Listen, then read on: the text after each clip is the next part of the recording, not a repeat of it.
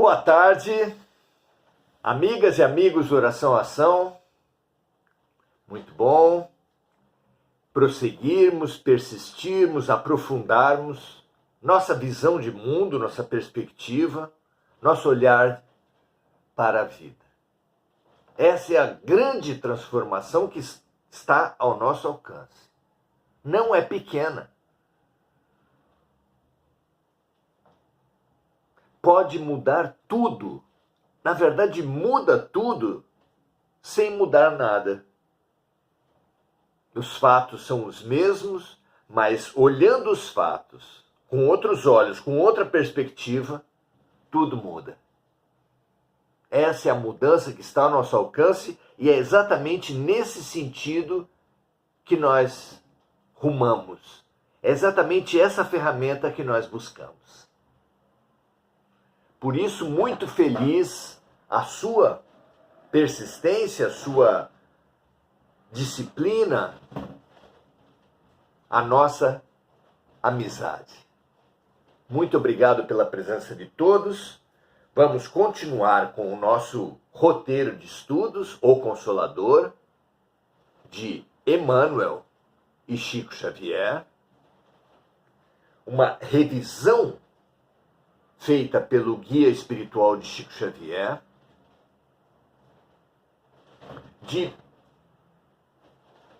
inicialmente introdutória a todo o conhecimento humano. Uma revisão introdutória do ponto de vista espiritual de todo o conhecimento humano, abarcando os três campos. Já fizemos as perguntas relativas à ciência, em diversos campos. Estamos fazendo agora as perguntas relativas à filosofia e chegaremos nas perguntas relativas à religião. São 411 perguntas. Muito interessante entender o ponto de vista de Emmanuel, o ponto de vista espiritual, para expandirmos a nossa perspectiva, nossa visão de mundo. Vamos buscar, continuar buscando esse grande ganho de qualquer filosofia, de qualquer visão espiritual. Muito, muito bom. Estamos já há algum tempo discutindo os temas relativos a predestinação, determinismo, destino e liberdade, livre-arbítrio. É uma dualidade, uma polaridade, são teses em torno das quais se separaram eminentes figuras da teologia, da filosofia. Alguns aspectos dessa intrincada e fundamental questão estão sendo conversados aqui, discutidos aqui, e hoje vamos tocar numa intersecção da questão do livre-arbítrio e predestinação e a questão da origem do mal. Efetivamente defrontado com o conceito clássico de Deus como um ser perfeitamente bom, justo e onipotente, a mente humana tem produzido, tem colocado a questão já há muito tempo. Se Deus é perfeitamente bom e justo e onipotente, como explicar a existência do mal?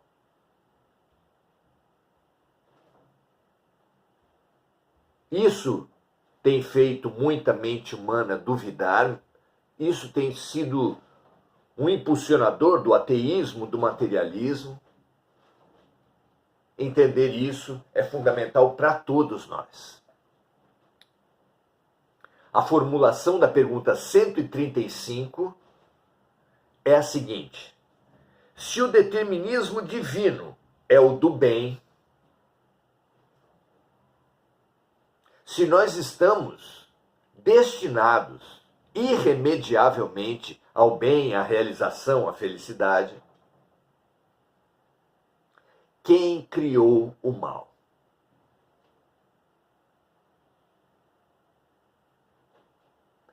A mente humana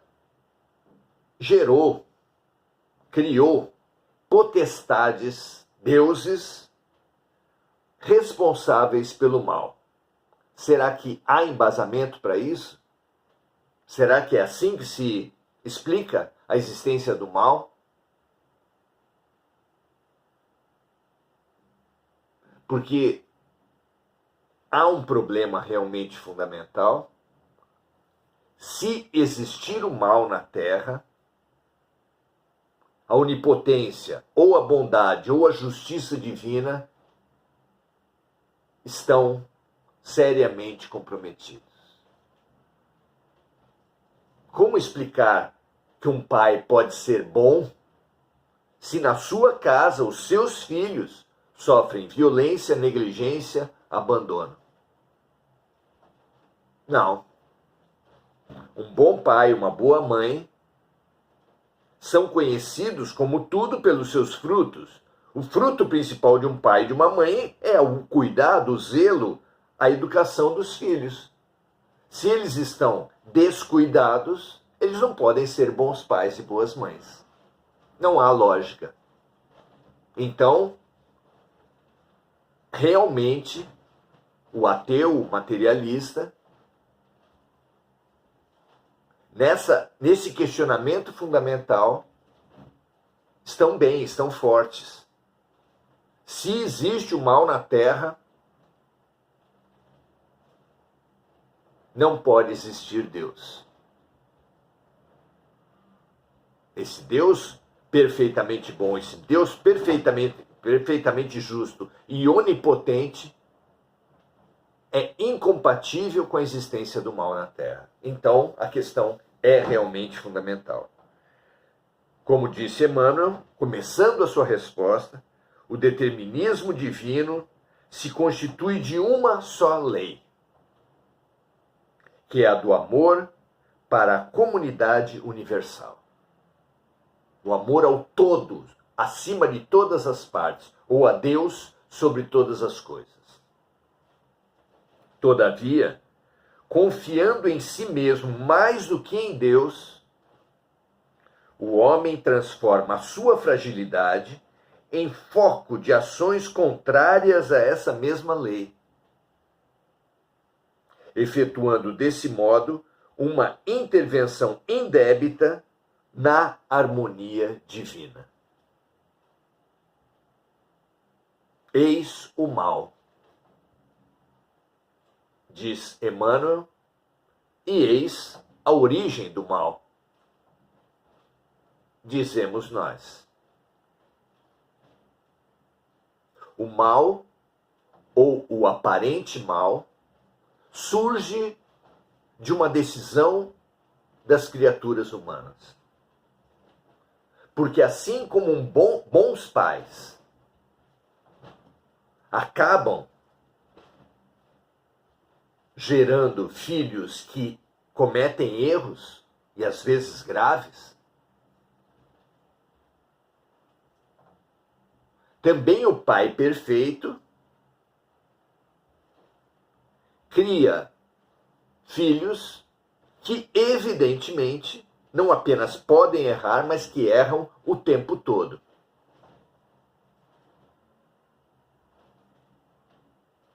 Então a origem do mal está no homem? Sim e não.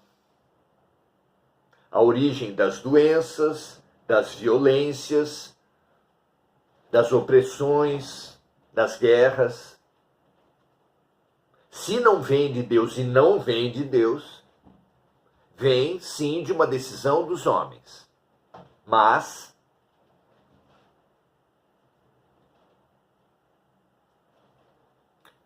as vidas, as criaturas humanas se encaixam devido à lei de Deus de um jeito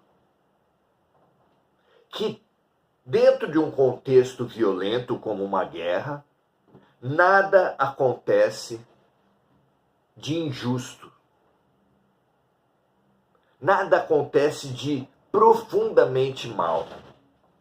Tudo o que uma pessoa vive numa guerra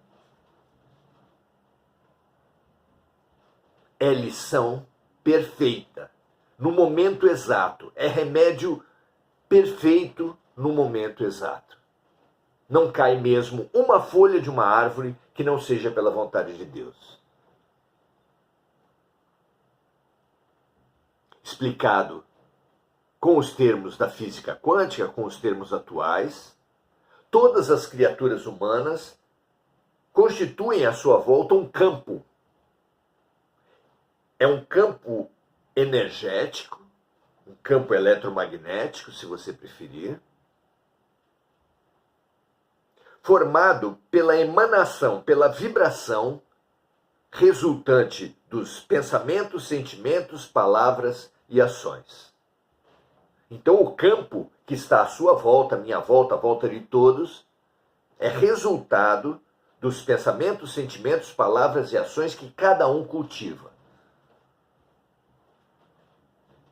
E que não são harmônicos, é claro. Por quê? Porque somos maus? Não. Porque ninguém aprende sem errar. Porque estando ainda mais próximos da primitividade que da perfeição,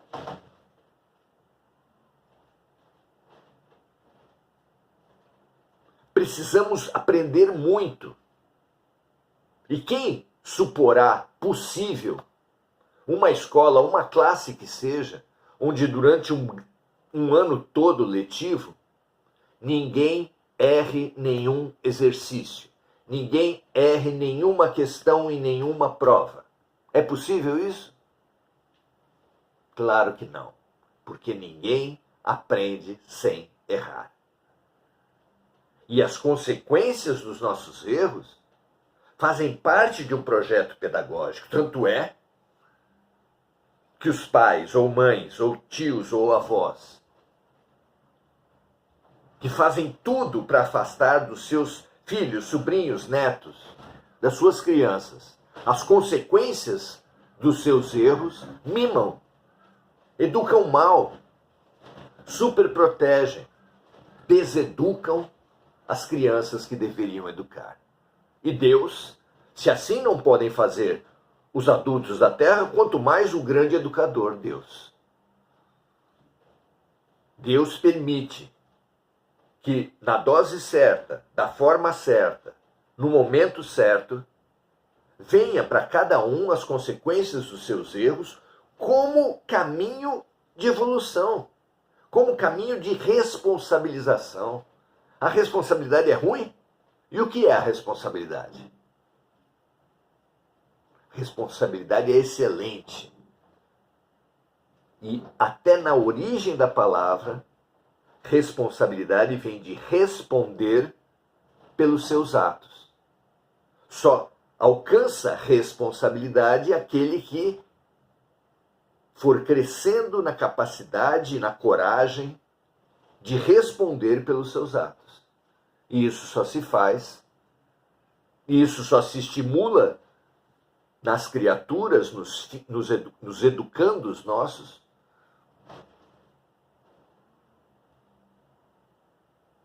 com o enfrentamento, com a permissão, com a chegada das consequências dos erros.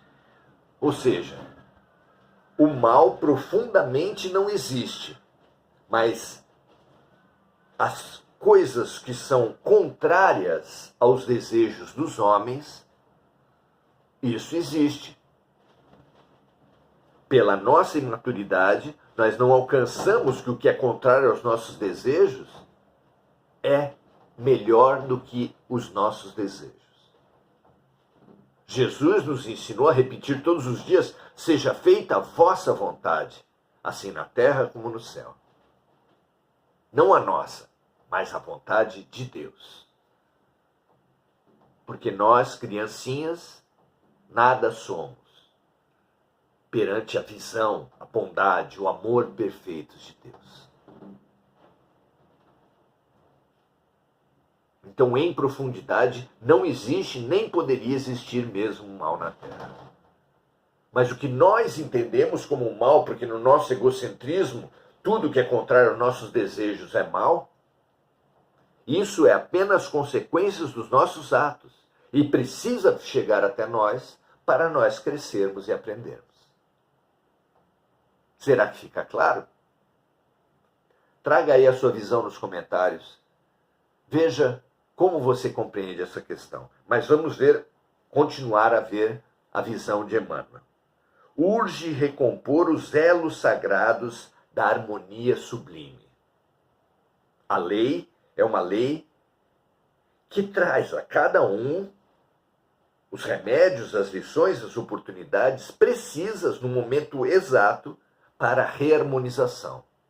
Urge recompor os elos sagrados da harmonia sublime. Eis o resgate. Vede, pois, que o mal, essencialmente considerado, não pode existir para Deus. Então, na essência, na profundidade, o mal não existe. Em virtude de representar um desvio do homem, sendo zero na sabedoria e na providência divinas.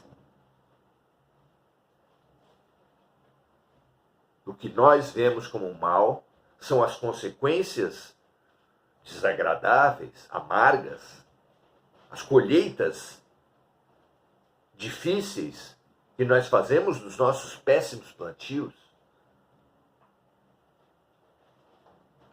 Mas que Deus permite que chegue até nós de uma maneira onde não existe injustiça, não existe vingança, não existe punição, apenas sucessivas, infinitas possibilidades de cura e de aprendizado. Termina Emmanuel dizendo o seguinte: o Criador é sempre o Pai generoso e sábio, justo e amigo, considerando os filhos transviados como incursos em vastas experiências. Mas como Jesus e os seus prepostos são seus cooperadores divinos, e eles próprios instituem as tarefas contra o desvio das criaturas humanas, focalizam os prejuízos do mal com a força de suas responsabilidades educativas, a fim de que a humanidade siga retamente no seu verdadeiro caminho para Deus.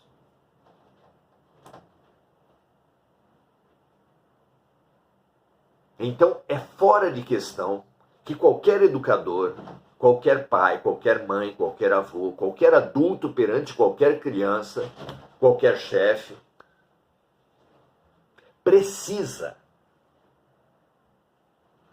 fazer a responsabilidade chegar àqueles que ele acompanha, àqueles que ele administra, àqueles que ele educa. Sem isso, não há educação possível. Mas isso não pode escorregar na vingança, escorregar na punição, escorregar na crueldade. Um pai, uma mãe, jamais, diante do bebezinho que quer colocar o dedinho na tomada, jamais falaria: coloque então, quem sabe com o choque ele aprenda. Coloque a mão na panela em cima do fogão, com o fogo aceso, porque quem sabe assim ele aprenda. Não. Deus dá 1000 oportunidades amorosas, como uma mãe que fala: não põe o dedinho, não pode pôr a mão na panela. E falará muitas vezes. A experiência marcante, dolorosa, só ocorre quando as criaturas teimosamente não aceitam as diversas advertências que chegam até ela. Um exemplo clássico é o filho, o marido, que precisam ir trabalhar ou estudar, e que o irmão, a esposa, a mãe, o chamam. Está na hora do trabalho, está na hora da escola. Mas a criatura não se dispõe a acordar. O que faz a mãe? Desiste. Tenta, com um tom de voz mais forte. Depois, com ações mais firmes. Deixa entrar, abre a janela, deixa entrar o sol, deixa entrar o vento frio da manhã.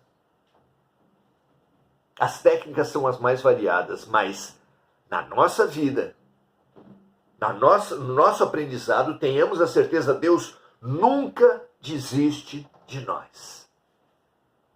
E vai aumentando a dose, a intensidade das lições, sem descartar a lição mais dura, mais amarga, mais difícil. Numa outra comparação, as frutas. Quem quer se alimentar de uma fruta precisa abri-la, tirar a casca. E esse desafio é diferente para cada tipo de fruta. Há frutas, como a banana, que madura, você só precisa de suas mãos para abrir. Há frutas como a laranja, que você já precisa de uma faca. Uma faca e alguma habilidade, você descasca uma laranja.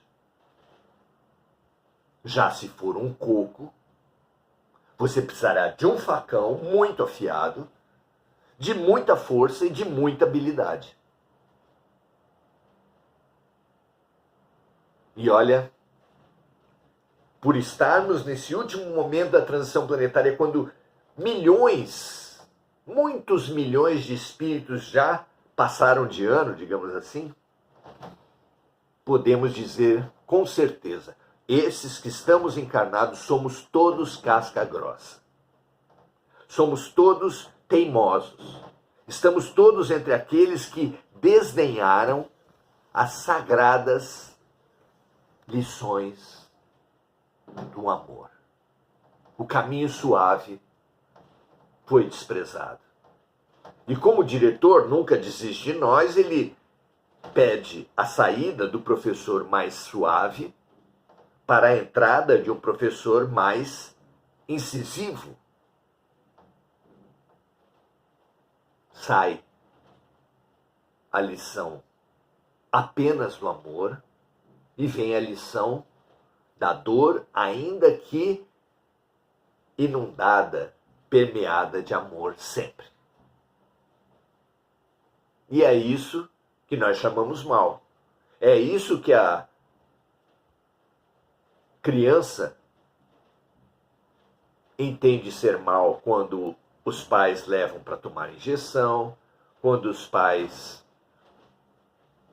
dizem que não podem comer a sobremesa antes do almoço, dizem que não podem comprar o que quiserem no supermercado porque o dinheiro precisa ser voltado para alimentos e roupas necessárias.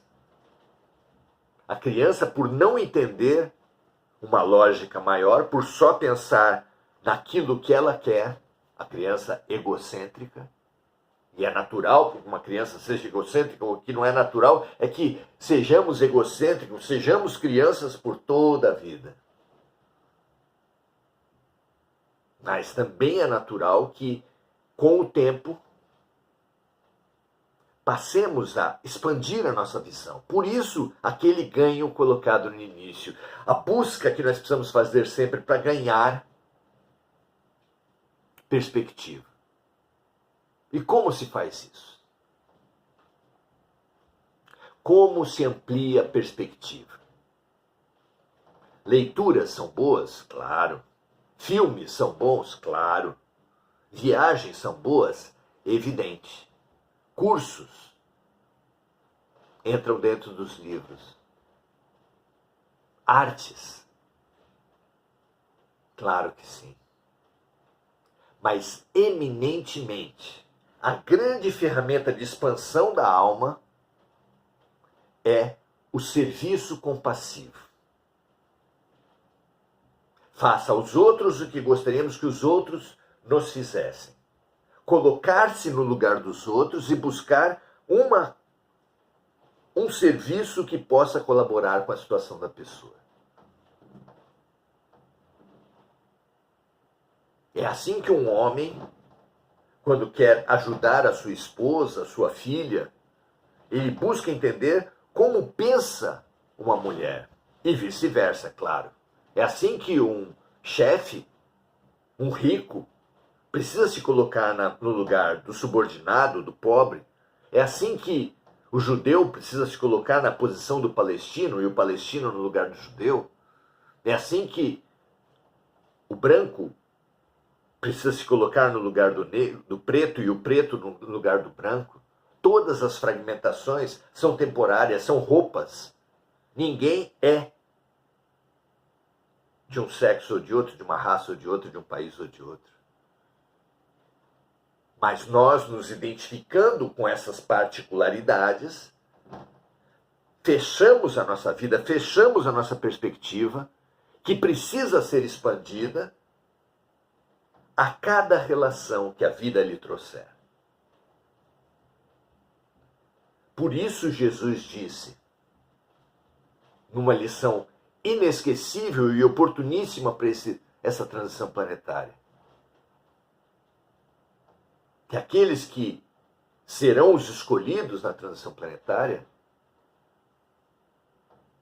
lhe deram de comer, lhe deram de beber, lhe foram visitar no hospital, lhe foram visitar na cadeia, acolheram Jesus em suas casas quando vieram estrangeiros. E aqueles que não forem escolhidos são aqueles que não deram de beber, não deram de comer, não foram visitar no hospital, na cadeia, não o acolheram em suas casas quando chegaram estrangeiro.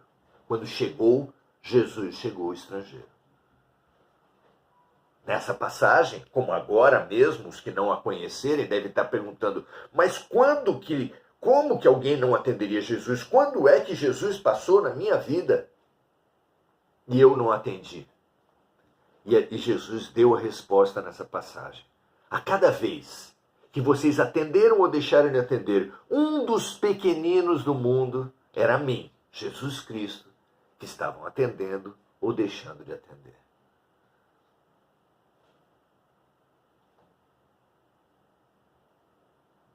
Não é maravilhoso isso?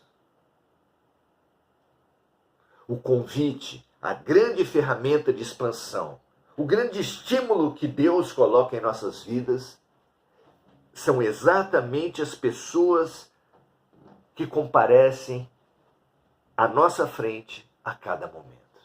A lei de atração traz até nós exatamente as pessoas, situações, condições, doenças, acidentes que nós precisamos para expandir, para sair da nossa estreiteza, da nossa prisão do ego. Olhando assim, tudo se transforma em bem. Não há o mal na Terra. E é fundamental que compreendamos que tudo é terapêutico e tudo é pedagógico no hospital e na escola de Deus. Porque somente o aluno que não se revolta aprende a lição, somente o doente que coopera com seu tratamento se cura. Até Jesus, quando curava, dizia, a tua fé te salvou. Em vez de nos rebelarmos com os remédios e tratamentos, em vez de brigarmos com as lições de professores, como tem sido até agora, será que não estamos na idade, na altura, na maturidade de passarmos a remar a favor da correnteza? Aquele nadador que tenta nadar contra a correnteza se desgasta demais, se acaba e não caminha nada, não avança nada. Já, se ele perceber o movimento da vida, o sentido das águas, o trabalho de Deus, o que Deus está querendo lhe dizer com os fatos da sua vida e rumar a favor da correnteza, com uma fração do esforço que fazia antes, passará a avançar, a crescer, a se transformar. Vejam, nessa figura, a mudança que todos nós podemos e devemos fazer agora. E se você compreendeu, avance. Entenda a vida. Questione o que Deus está querendo lhe ensinar com cada situação. Que lição perfeita, que remédio exato Ele está querendo lhe dar. Aceite, aprenda e se transforme. Graças a Deus, essa é a maneira de nos libertarmos do determinismo, da lição que nos vem fechada e dura, amarga, rígida. Porque jamais o educador da vida, o Pai do céu, nos viria